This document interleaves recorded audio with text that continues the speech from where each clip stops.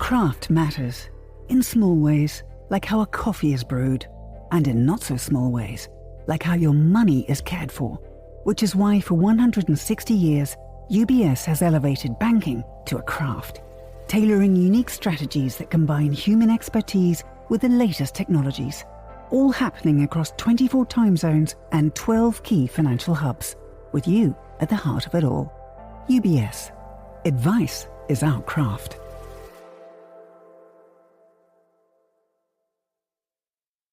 You're listening to The Globalist, first broadcast on the 1st of October 2025 on Monocle Radio.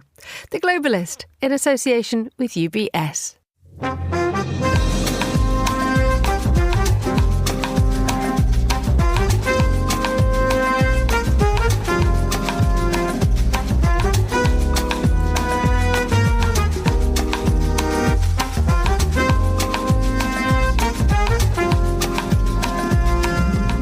Live from London, this is The Globalist with me, Emma Nelson. A very warm welcome to today's programme. Coming up, with heightened security, EU leaders gather in Copenhagen. I believe firmly that we are at a moment where decisive action on our side can lead to a turning point in this conflict. As the bloc pledges to step up to help Kyiv, we'll look ahead to a summit where a fast-track accession to the bloc for Ukraine and Moldova could be up for discussion. Also ahead in the next 60 minutes...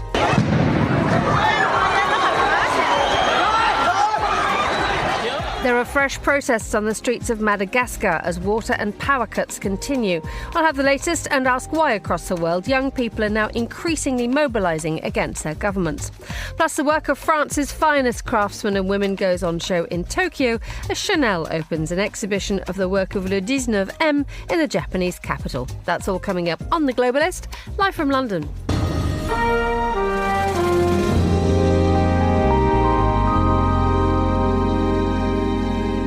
First, a look at what else is happening in today's news. Non-essential government services are grinding to a halt in the United States after Democrats and Republicans failed to agree on a funding deal. 69 people have been killed in the central Philippines, which has been rocked by a shallow and powerful earthquake. And the Ukrainian president has warned that the situation at the Zaporizhzhia nuclear plant is becoming critical after 7 days without external power. Stay tuned to Monocle Radio throughout the day for more of these stories. But first, Denmark, or rather its skies, have attracted a lot of attention this week, with several of its airports closed because of an incursion of drones. With Moscow suspected to be behind the drones, allies have pledged their assistance, with Paris and Stockholm sending soldiers, radars and a helicopter. Well, it was a strong sign of solidarity ahead of today's EU leaders meeting in Copenhagen. And to tell us more about what lies ahead, joining us from Copenhagen is Suzanne Lynch, who's Bloomberg's Brussels bureau chief. A very good morning to you, Suzanne. Good morning. So, as I said, the focus has been on Denmark for the last couple of days for the wrong reasons. How has this set the tone for this meeting? Yes, I mean, there's been a lot of concern in the run-up to this summit because of these air incursions that have taken place, which have closed airports across Denmark in the days running up to the summit. And as a result, there's a lot of, security presence here. Denmark has asked for help from other countries. It's banned civilian drones ahead of this gathering. It's obviously a high security event. You've got all EU leaders meeting here today for a summit. And then tomorrow they will be joined by leaders from across the wider European landscape. So not just EU leaders. So very high profile, very high security level here, and a lot of concern that there was possible Russian involvement in these drone incursions and of some kind of warning. So I think it's put everyone on edge ahead of this gathering. Indeed, because as you said, we have two meetings. We have this informal meeting of EU leaders today, and then tomorrow we have the NATO Secretary General Mark Rutte in town talking about a broader discussion with European leaders about investments in air defences and security. Let's focus on today's events. The headline that is dominating proceedings is Ukraine, not because of the security situation, but because of its attempts to sort of beat a pathway to the European Union's door and gain entry. Yes, I mean, this has been a major strategy objective for Ukraine and President Zelensky, this bid to join the EU. And back in 2022, the European Commission, the European Union gave the green light to Ukraine as well as Moldova to start accession negotiations. Now, the reality is that these negotiations to join the EU can take years, decades. Some countries who wanted to join are still waiting in the wings, as it were. For example, Serbia, even Turkey, which is officially an accession candidate. But the European Commission president has previously said that she believes Ukraine can join by 2030.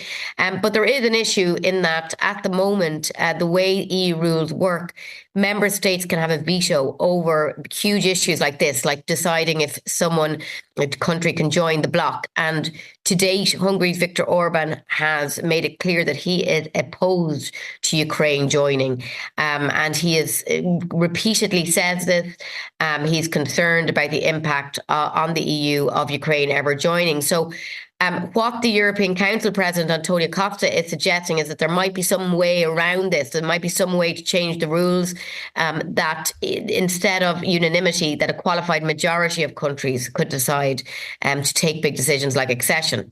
However, I think that is, a bit of a pipe dream in the sense that to change the rules, you would need unanimous agreement by all countries.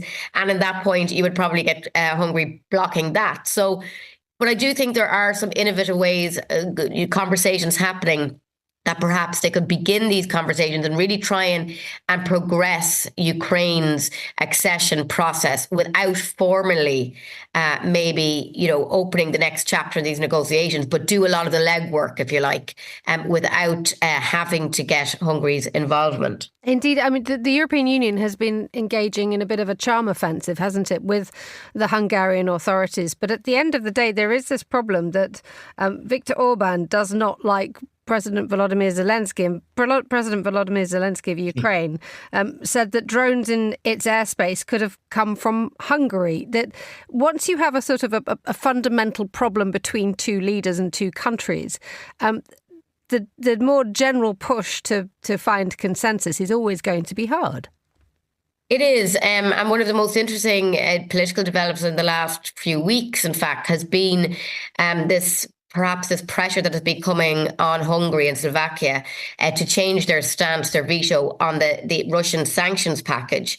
And that pressure has been coming from Donald Trump because he's been pressurizing Europe to stop buying Russian oil. And the two countries that are continuing to receive Russian oil are Hungary and Slovakia. So you could see this pressure coming from Washington on Hungary. So perhaps there is, some kind of pressure point that can be used to try and get Viktor Orban around the table. Of course, the other aspect of this is that people don't say it out loud, but the reality is that Viktor Orban may not be the leader of Hungary forever. And in fact, neither might Volodymyr Zelensky be the leader of Ukraine. So, it's a long way until 2030. A lot can change.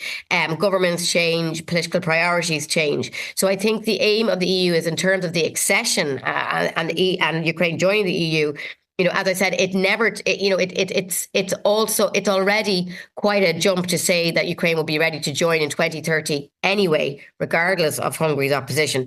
So I think the aim is to try and get the conversation going and try to help Ukraine reach these strict milestones that countries have to meet over the next few years, and then see where things lie in 2030. And perhaps they're not just countries like Hungary. Maybe other countries are resistant, quietly hiding behind Hungary, if you like, that are worried about the impact of Ukraine joining, particularly in terms of its agriculture market, because it's such a big agriculture producer, and the impact that would have in the EU if it was to join. Indeed. I mean, despite when we look at the path that Ukraine is trying to take to get in, it's often, as we just discussed there, the barriers that are put in its way. But there are quite a lot of things that Ukraine still needs to do, because Brussels has set quite a high bar on a number of measures that the Ukrainians will actually struggle to clear at the moment if they're going to get membership. Yes, exactly. I mean, this is the one, this is the calling card that the EU has. A number of countries want to join the EU. And in order to do that, they have to reach strict milestones. And that the argument is that encourages positive change in these countries.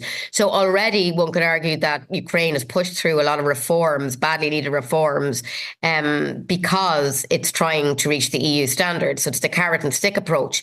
But there have been some bumps in this. And during the summer, Zelensky was highly criticised for new, anti-corruption laws that were proposed.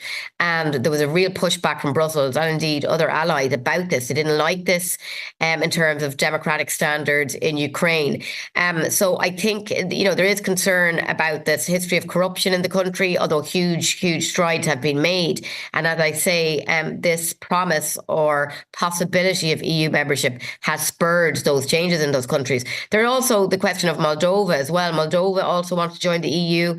And last weekend, we saw a decisive victory by Maia Sandu, the ruling prime minister. And her party, or pro-EU party, won that election despite evidence of Russian interference. So Moldova also is trying to make that progress towards joining the EU. And we will see Sandu, and we presume President Zelensky, as well as a host of non-EU leaders here in Copenhagen on Thursday. Let's finally talk about what is happening tomorrow. We've had the informal meeting today, but there will be a broader discussion, including the likes of Ukraine and indeed the United Kingdom, where they talk about collective investment in air defences. The Danish Prime Minister, Mette Frederiksen, has said that what happened this week was a major wake-up call for Europe. Indeed, what's happened in the last few weeks with the incursion of drones. What needs to be done here and what can be done? Yes, well, the European Commission came forward with a paper on Monday outlining some options. And one of those is the concept of a drone wall. And this is the idea of a kind of protective shield, if you like, to try and guard against these drone incursions that in some cases we know for sure came from Russia and that have been affecting countries in the east, including Estonia and Poland. Now, of course, the fear is if this goes any further, NATO has said it's prepared to act, it's prepared to take down any Russian planes and of course drones in its area. So things are really ratcheting up. Now, one question will be where the funding comes from this. The EU already has a number of defence programmes, a 150 billion loan programme that countries can apply to. So will money for this drone wall come from that, or will there be need for more funding on this? But it is very much now a concern at the safety of these other countries around Ukraine. Ukraine actually, ironically, has adapted to this new changing warfare, this drone warfare that has emerged over the last year or so. Other countries near Ukraine, other European countries, not so much. So I think that's going to be a huge focus when countries talk about the defence agenda, how to increase not just ground defence, maritime, space-based elements, but also how to guard against these hybrid attacks, as they're sometimes known by Russia. Suzanne Lynch, Bloomberg's Brussels Bureau Chief, currently in Copenhagen. Thank you so much for joining us on The Globalist.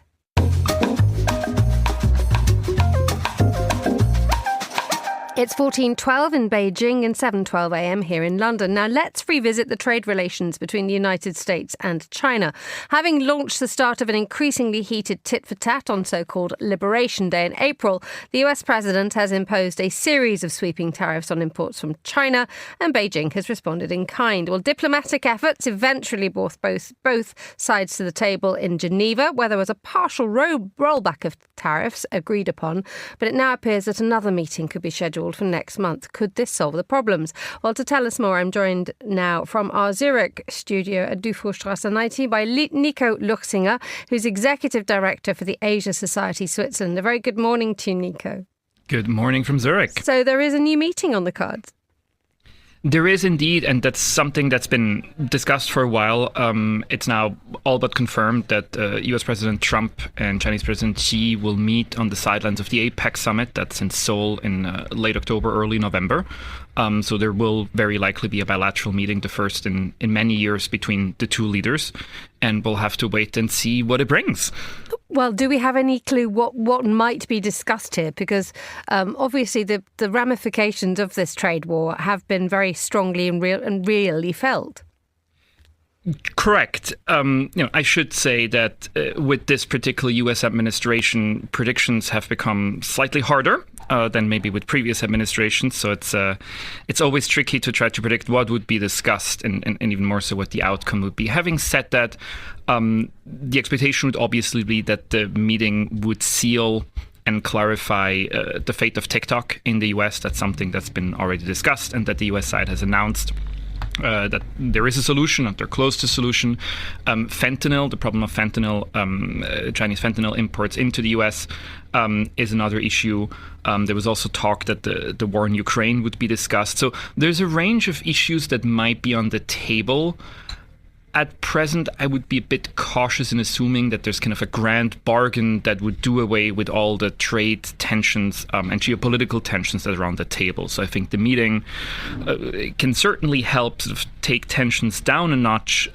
It's unlikely to be the breakthrough that maybe some of us are hoping for. One thing that has been reported is the possibility that China might be trying to introduce Taiwan into negotiations, not physically, but to actually introduce the idea of Taiwan and the amount of help that the United States offers Taiwan in return for an agreement or that sort of a soothing of the trade deal issues.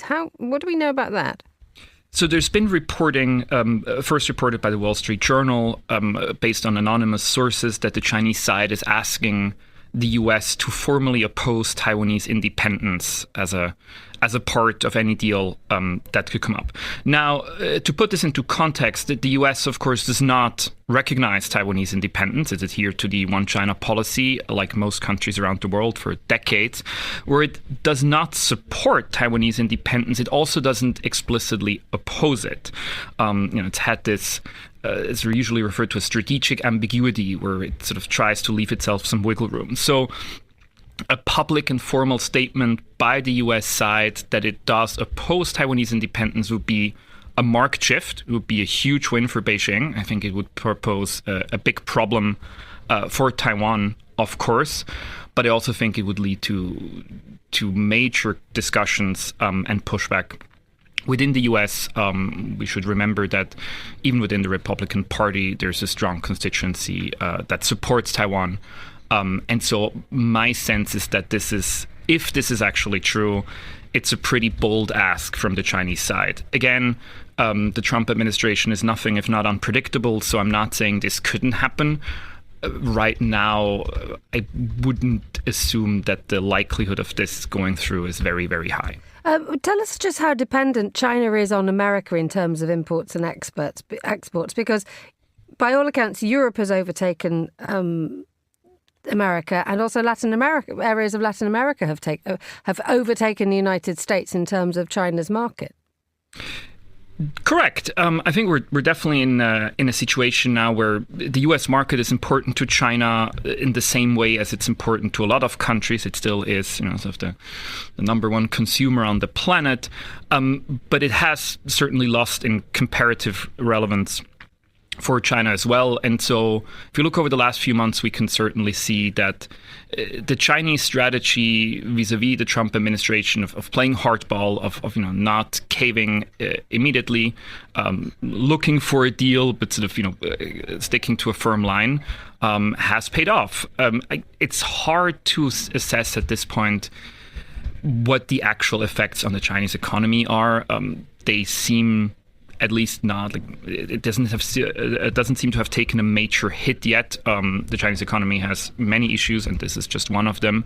So I think China can also afford to play a bit of a longer game here. I don't think they're under immediate pressure to enter into a deal that they would not see as favorable to them.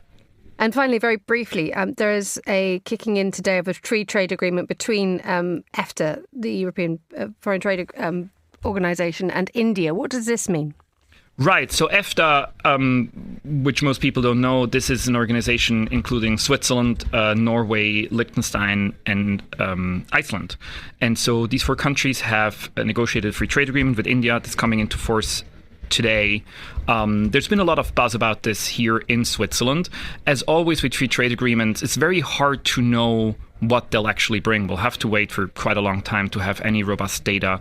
But I do think the larger picture here is that there is increasing space for closer collaboration between not just the EFTA countries, but really all of Europe and India, as India is trying to sort of maybe move away a little bit from its formerly close relationship with the US after the Trump administration imposed huge tariffs on them.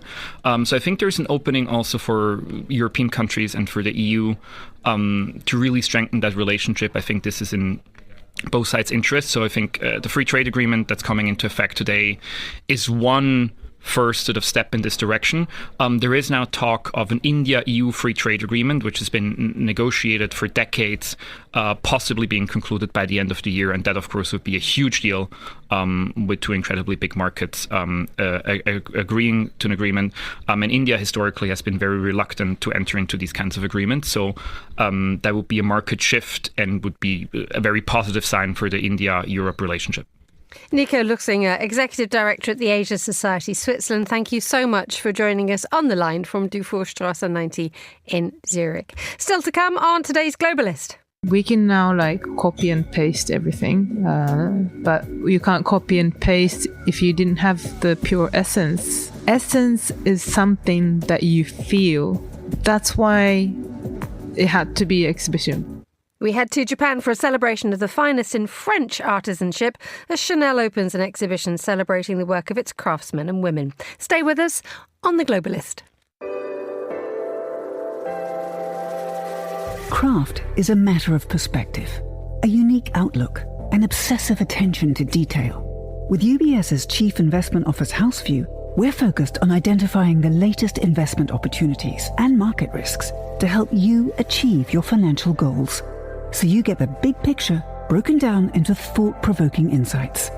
Delivered daily and curated by over 200 globally connected, locally active analysts.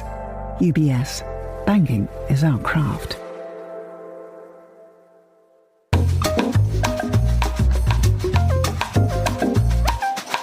Let's continue with a look at today's newspapers, and we head straight back to Zurich for a look at the newspapers with Noel Salmi, travel, culture and sustainability writer, back once again in Dufourstrasse 90. Good morning, Noel. How are you? Good, Emma. I'm well. How are you? Excellent. Glad to hear that you're in Dufourstrasse 90. How's it looking this morning? It's looking great. Lot of traffic in Zurich, out of control. Excellent. We shall put a stop to that immediately for you. Tell us what you found in the papers. Yes. Well, as you know, the U.S. government has gone into a shutdown once again. And this time, the travel industry might take a hit, as it did in the past. CNN reports that although flights will continue, the aviation sector will be stressed. There'll be a lot of delays and cancellations. This on top of already a hurting U.S. travel industry, as Canadians have dropped by 1/3 their visits to the U.S. and European visitors have also reduced, as well as Brazilians. So it's going to be taking a hit. Employees at security checkpoints in airports, and the 1,300 air traffic controllers are still expected to go to work during this time, but they may have to do so without receiving a paycheck. Some of the reports, and I think there's an article in CNN this morning that's talking about how we're looking back to the 6-7 years since we last had a government shutdown, and that shut down travel at New York's LaGuardia Airport. There were delays everywhere, and also the US air traffic control system is very much in the spotlight at the moment, and this is going to, this shutdown is going to affect that. That's right. The U.S. air traffic control system is already seriously under stress. They have old equipment. They are trying to hire new employees, which has been very difficult considering the long training time required and the stress of the job. And this is only going to make it more difficult. In fact, what shut down airports last time is that some employees decided to all call in sick, and then basically flights had to be canceled at New York's LaGuardia Airport. Okay, let's move on to some of areas of the not just travel, but the national parks are also shutting down as well. That's right. The national parks will be shutting down. They are also already stressed from cuts that were imposed during the Doge cuts. And right now, the Trump administration is saying, as they said during his first term, that they will keep the parks open. During his first term, the results of that were not good. They were open for 1 month, and vandals came in and took advantage of that. In Texas, petroglyphs were damaged in Big Bend Park, most notably in Joshua Tree, 100-year-old, these in ancient, wonderful trees were cut down. In fact, The Guardian reported that 40 former superintendents have asked the National Park Service to please close the parks this time. Let's move on to a story in the Tagesanzeiger. The Swiss hospitality is obviously globally celebrated, but I was reminded of this story. This is to do about the selling too many Swiss hotels to foreign owners. That I was up in the in Wengen a few weeks ago, looking across a very beautiful, perfect view of the Jungfrau, and there were adverts for hotels, and they were for sale, and some of them were available to be bought by Swiss owners only, and some of them literally had open to foreigners. This is a problem, isn't it? Yeah, it is a problem. So what has brought about most recent concern is the traditional hotel, the Bellevue au Lac in Hilterfingen, which is on Lake Thun, just down from Interlaken, an area that many visitors know, was taken over earlier this year by the Seattle International Services of Abu Dhabi Group, and they removed pork and alcohol from the menu, and this caused a lot of concern among locals and guests that they feel that Swiss hotels are now going to lose their own character and not really be intended for Swiss guests. So Uli Schmetzer, who is a member of the federal parliament and actually of a center-left group, he says he is representing his constituents from the Bernese Oberland when he says that Switzerland should revise a law to limit foreign ownership of commercial properties. One thing that this already has precedent for is in Switzerland there is is it the rule called the Lex Koller, which means that if you are a foreign national who does not reside in Switzerland, you can't buy property, and there's a call for this to be extended to hotels. That's right. So originally the Koller back in 1983 extended to everything. And then that restriction on commercial properties, which include hotels, was dropped in 1997. Yes, in fact, as a resident, you have to have a residency permit in Switzerland in order to be able to buy residential property. But he would like to see it re-extended to hotels for that reason. The hoteling group of Switzerland is against that. They say that the issue is that these hotels are too expensive for Swiss people to buy. But in fact, the whole reason for that law in the first place was to stop the increased artificial inflation of real estate prices. Okay, thank you for that. What's the next story that you want to talk to us today on the paper review?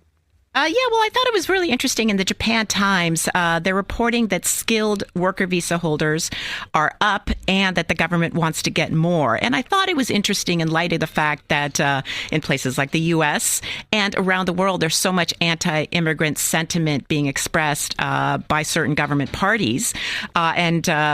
Japan really does have a critical labor shortage given its aging population.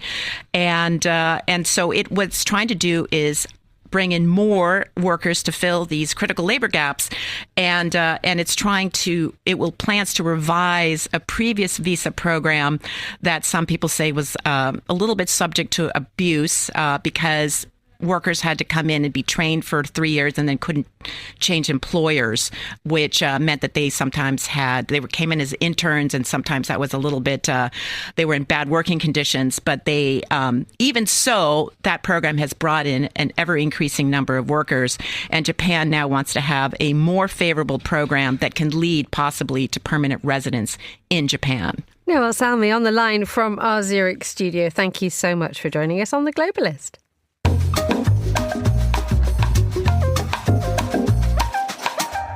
Now a look at some of the other stories we're following today.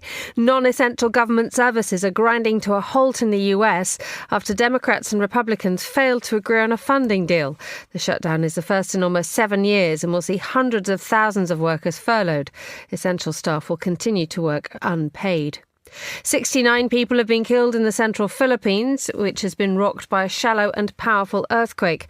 Hospitals have become overwhelmed with people receiving treatment outside because of hundreds of aftershocks. President Trump has told hundreds of generals and admirals that they should use American cities as a training ground against the enemy within.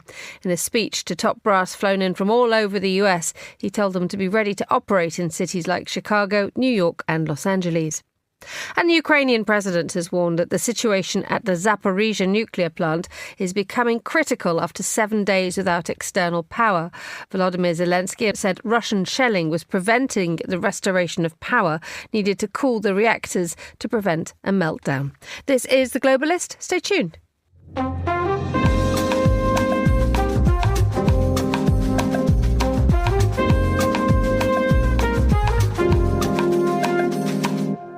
Now, on the outskirts of Paris lies an ultra-modern building, which is home to a group of experts in some of the world's oldest crafts. Le 19M was created by Chanel after it bought some of France's finest workshops, from lace-making to pleating and embroidery. The companies who work at Le 19M are not limited to working just for Chanel, but are arguably guaranteed a future in the long term because of Chanel's investment. Well, now Le 19M and the creations that are produced there have gone on tour to Japan. Ryuma Takahashi sent us this report from Tokyo with narration by Fiona Wilson. A new exhibition, La Galerie du 19M Tokyo, invites visitors to experience the theme of Beyond the Horizon. Overlooking the city's skyline from the Mori Art Center Gallery on the 52nd floor of a tower in central Tokyo, it presents a space where Japanese and French craftsmanship intersect and weave together visions of the future. One of the 5 members of the exhibition's editorial committee, the filmmaker Momoko Ando, explains the idea behind the project. Actually, when this whole exhibition was completed, the first time I went around the exhibition, I've realized it starts from the future to the past. So beyond our horizons, you enter from beyond horizons.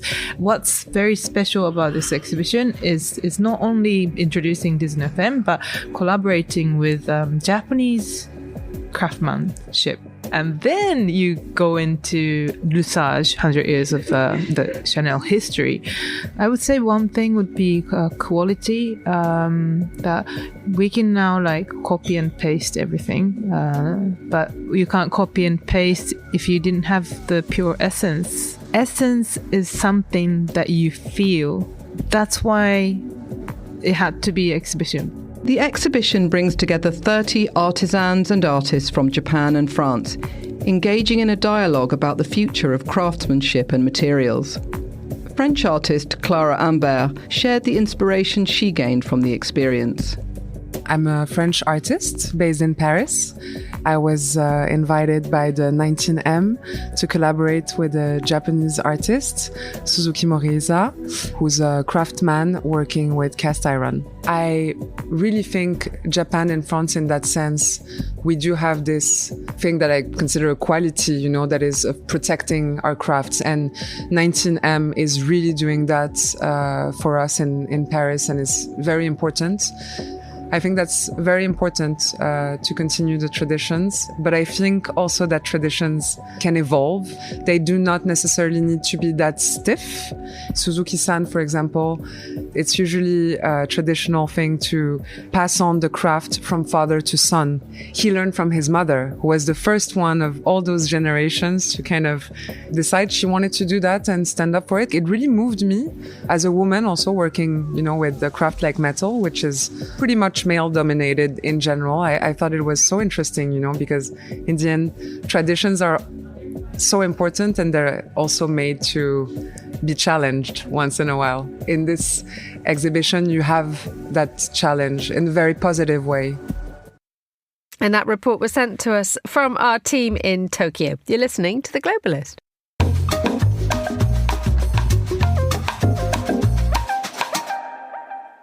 Here in the United Kingdom, Jaguar Land Rover, one of the most treasured global car giants, is struggling to piece itself together after a major cyber attack. The UK government will now underwrite a £1.5 billion loan guarantee to Jaguar Land Rover after the cyber attack forced a shutdown. Well, it's just an example of how in 2025 even the biggest brands can be exposed. Well, in Riyadh this week, the Global Cybersecurity Forum will examine what business leaders can do to protect themselves. One man who knows an awful lot about this is Craig Jones, former cyber director of Interpol. He joins us on the line now from Riyadh. A very good morning to you, Craig. Thank you for joining us. Yeah, good morning. It's great to be here with you. So who do we need to worry about? I mean, we've had them described as the past as the hooded villains who operate in the shadows, but who's carrying out these attacks?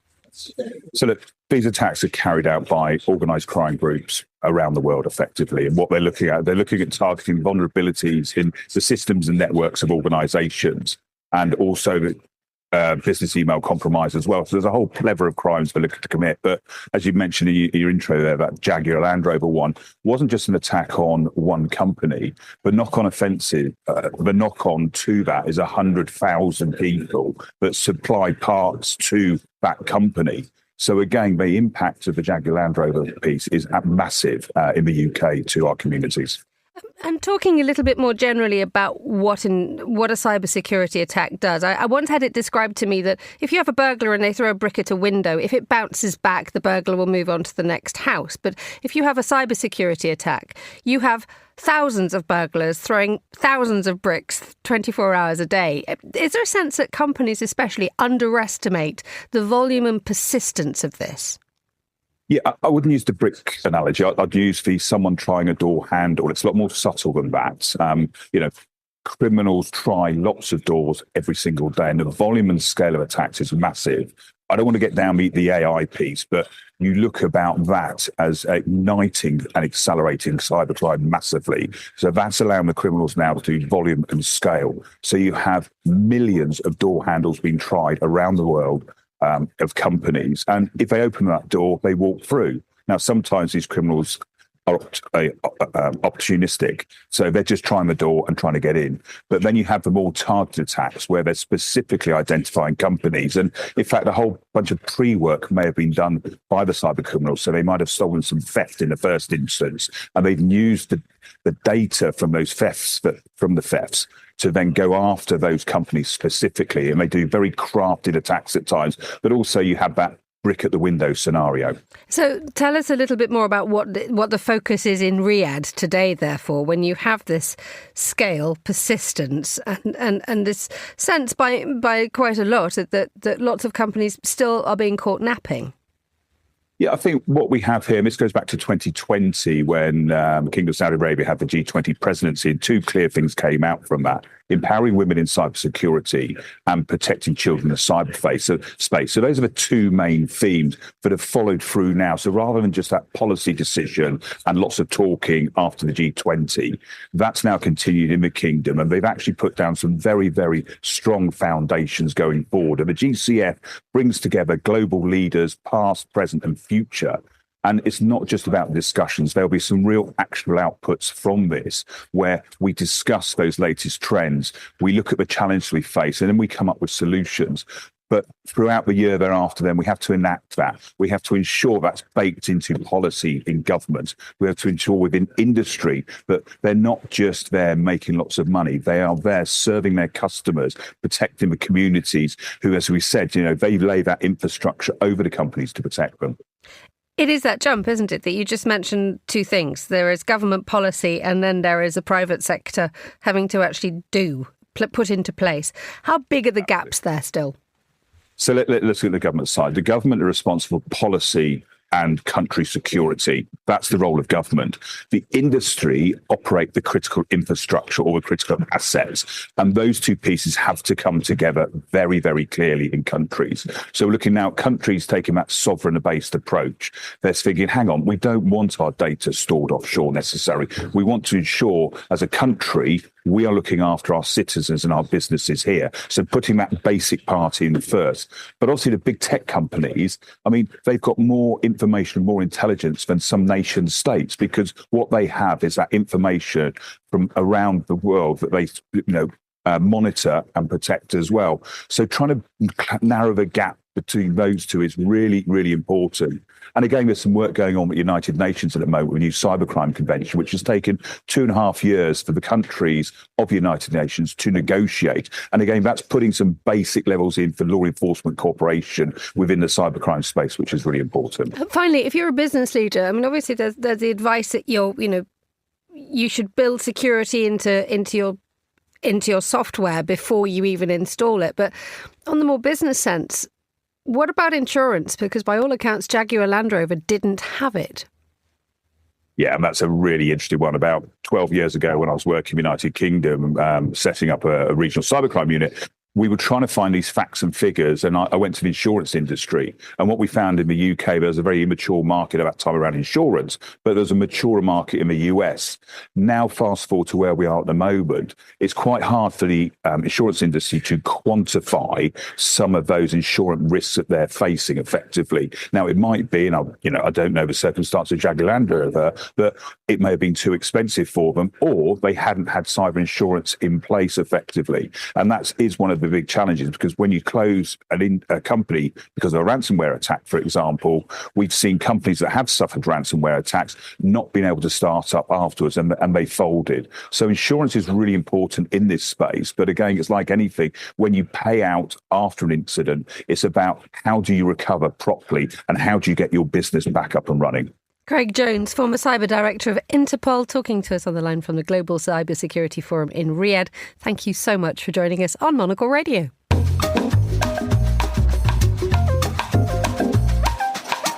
9:40 a.m. in Antananarivo and 8:40 a.m. in Zurich. Now, police have fired tear gas on protesters in Madagascar as hundreds of people have taken to the streets to protest at continuing power and water cuts. The country's president has already sacked his government in response, but this does not appear to have been enough. Well, I'm joined now from the Madagascan capital by Ketekandrina Rafitson, who's a member of Transparency International Initiative Madagascar and vice chair of Transparency International. Thanks for having me. Just explain to us or outline the seriousness of these protests, because people have lost their lives, haven't they? Yes. So the UN says that the protests, the heavy repression facing the protests left at least 22 people dead and more than 100 injured. So the protests briefly were triggered by immediate visceral grievances, repeated power outages and water shortages in the capital city, which go to the heart of daily life, and lighting for homes, refrigeration for medicine and food, water for hygiene. But those immediate triggers are layered on top of long-standing structural failures, chronic underinvestment in public services, massive corruption, a financially fragile state utility, which is the Jirama, that has struggled with debt and operational dysfunction, and a political system widely perceived as captured by narrow elite interests. In short, these are not just about technical problems. They really reflect policy and governance failures that have gone unresolved for years. So you have an almost perfect combination of problems there which have brought the situation to one of crisis. The president has sacked his government, but that's not satisfied the protesters, has it? Hasn't. And, the Gen Z movement, who are leading the protest, have clearly expressed the dissatisfaction regarding the president's decisions and new promises. Dissolving a cabinet, in my point of view, is a classic short-term political response to diffuse anger. It can buy time, create a theatrical sense of change, and allow leaders to claim they have heard citizens. But Madagascar's crisis is deeper than that. It is institutional.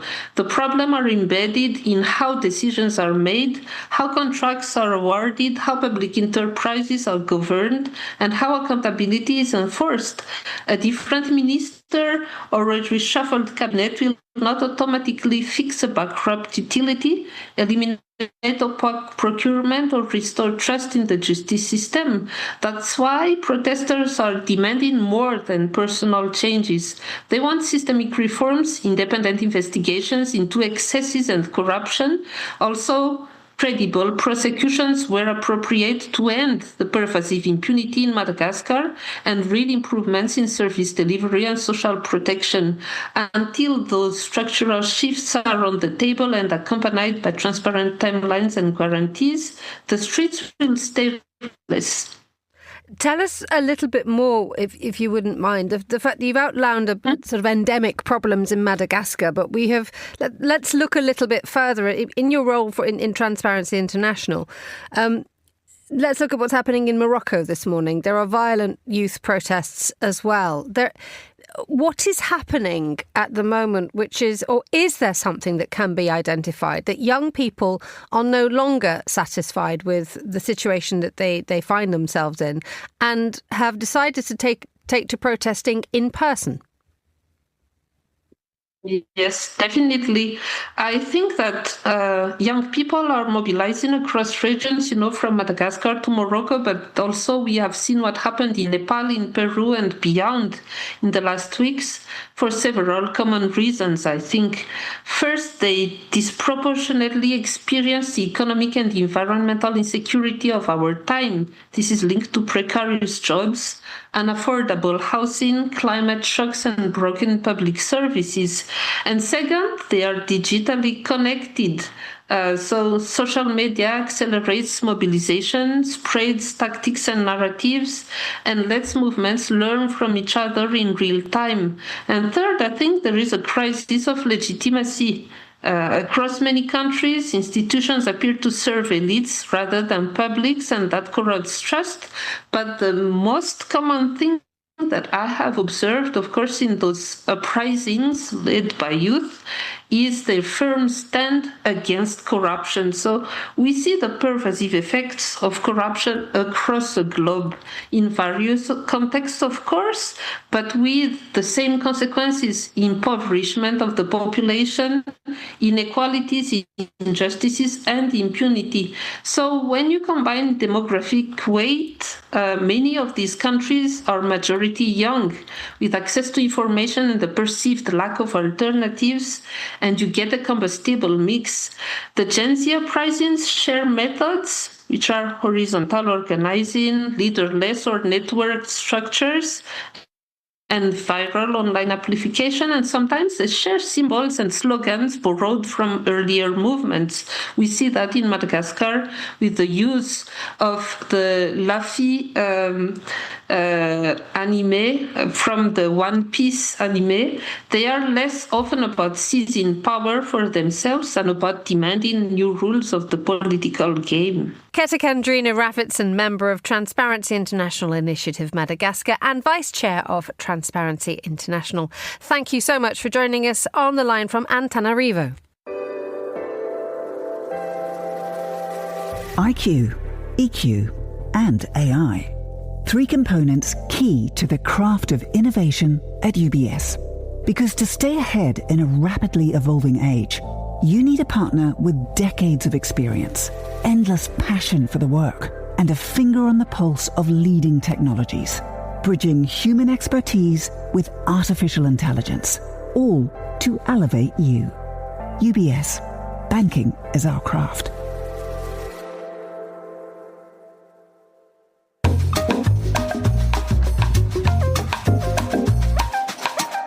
Now, if you're trying to get anything done in or with Greece today, please bear in mind there is a national strike on. Both private and public sector workers are taking industrial action over the government's new employment laws.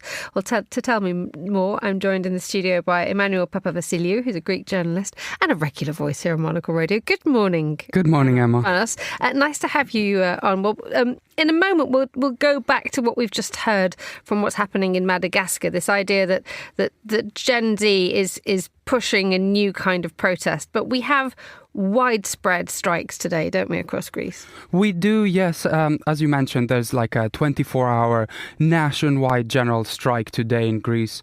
And it's organized by the Greeks' 2 main unions, YSE, which represent the private sector, and ADADI, which represents the public sector. The problem is basically this new labor law that the government is pushing since last year, and it's gone into effect this year. And basically, basically, they are protesting a specific clause that basically normalizes a 13-hour workday. And in their opinion, basically, it's something that workers believe that this will normalize a 13-hour, workday every day. This is not actually the case. The government is just basically trying to introduce this as in specific jobs only, and introduce shift patterns like other countries do outwards. However, young people specifically, they look for more into that. They're protesting not just for that, but because there's been a lot of job stagnation. There's been no increase in wages for a long time, and obviously the cost of living crisis have been increasing for a long time. So explain to us a little bit more about what the effect of this strike will be. I think, if I understand it right, air travel strikes are not have just been deemed illegal. But if you're trying to get from A to B across Greece today, otherwise you're stuck. Oh, for sure. So people need to be aware that today there will be no taxis, there will be no rail, no ferries. Of course, the strike by the air traffic union has been deemed illegal by a court. So flights will be, moving forward. However, I would advise people to check for delays, huge delays today. And in fact, if you're arriving or if you're trying to leave, make sure to be there on time, because it's going to be total chaos. Just explain to us the sort of the spirit and the mood in Greece at the moment. Greece will forever be remembered for the enormous numbers of public protests that took place in 2007, 2008 because of the financial crisis, and indeed and subsequently. Has Greece settled down, or are we now looking at a new era of protest?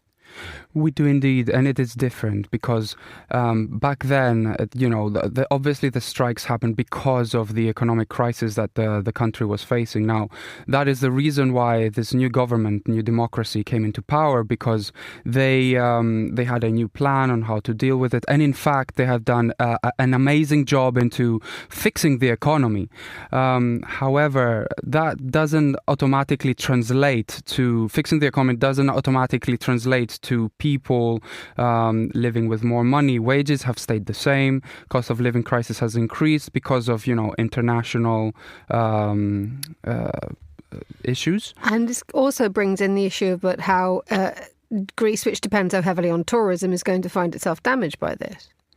Of course, but in the wider context of things, although today, it's quite chaotic, we need to understand that, look, in 2024, the tourism industry generated over 20 billion. And this year's earnings are projected to reach the same, if not more, because of bigger footfall of tourists.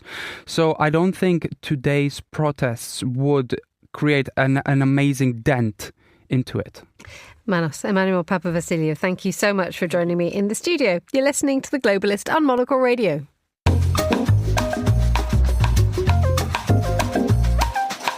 Finally, on today's programme, a roundup of all the news from the art world. Ben Luke is contributing editor from the Art newspaper and presenter of its excellent podcast. Ben, good morning to you. Hello, how are you? Very well, thank you. How are you? Good, thank you. Good. Right, what's happening in the world of art?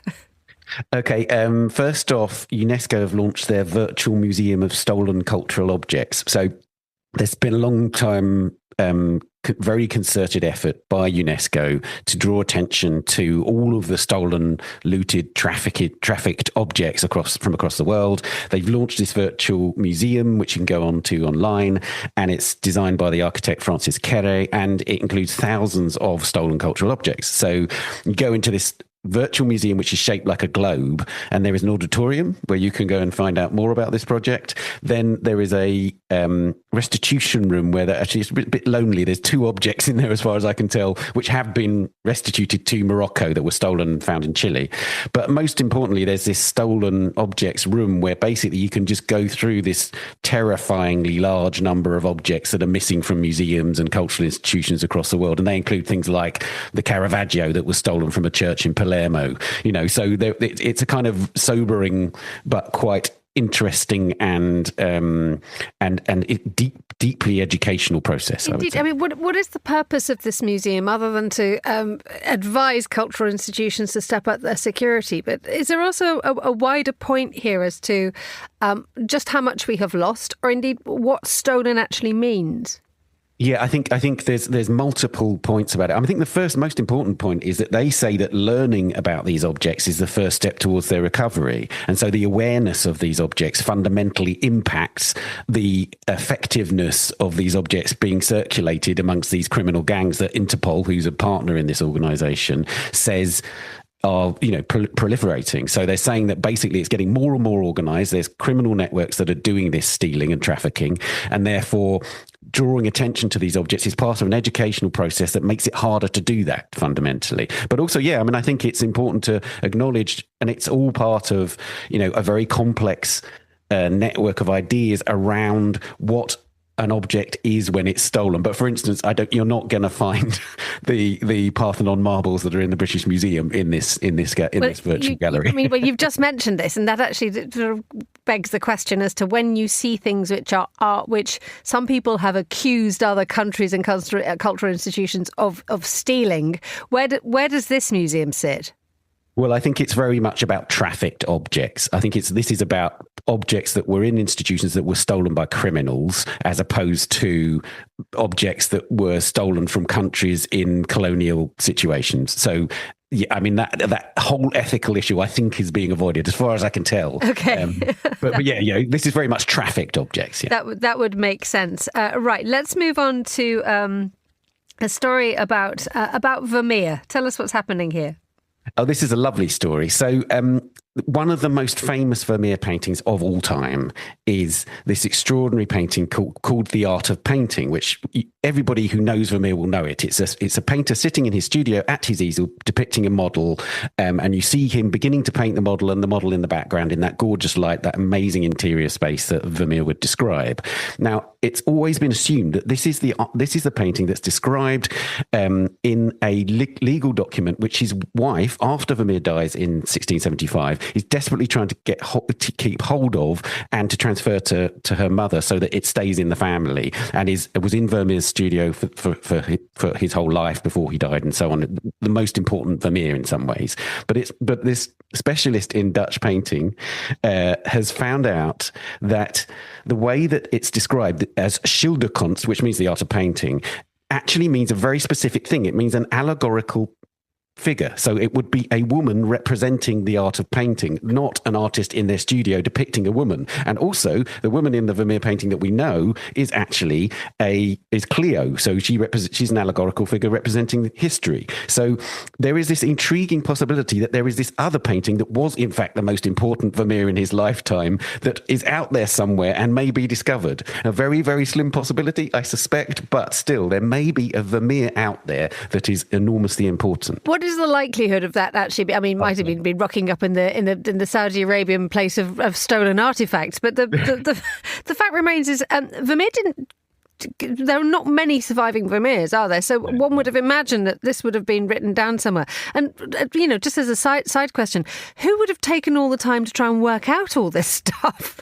Yeah, this is art historians doing their brilliant work. This is a guy called Paul Taylor, who's at the Warburg Institute, the Great Warburg Institute in London, and he has been studying. And he worked out that if you look at this term schilderkunst in relation to painting, it's always an allegorical figure of painting. It would not represent an artist in their studio, and so this is what makes it that intriguing possibility. But you're right, Vermeer's extant oeuvre, as we say in the art historical terms, is extremely small. It's 37 paintings. I may have got that right, but it's around 37 paintings. And most of them were in that amazing Rijksmuseum show. And actually, this scholarship is in a Rijksmuseum book about Vermeer, basically. So all this new work being done all the time on these painters that we think we know everything about have produced this rather intriguing, tantalizing idea that there may be another one out there somewhere. Possibly in an attic. Who knows? Ben Luke, contributing editor at the Art newspaper and presenter of its podcast. Thank you so much for joining us. And that's all the time we have for today's programme. The warmest of thanks to all my guests and to our producers too, Monica Lillis, Chris Chermak, Desiree Bandley and Ryuma Takahashi. Our researcher was Daniela Braw-Smith and our studio manager was Elliot Greenfield. After the headlines, there's more music on the way. The briefing's live at midday here in London. The Globalist is back at the same time tomorrow. But for now, from me, Emma Nelson, goodbye. Thank you very much for listening.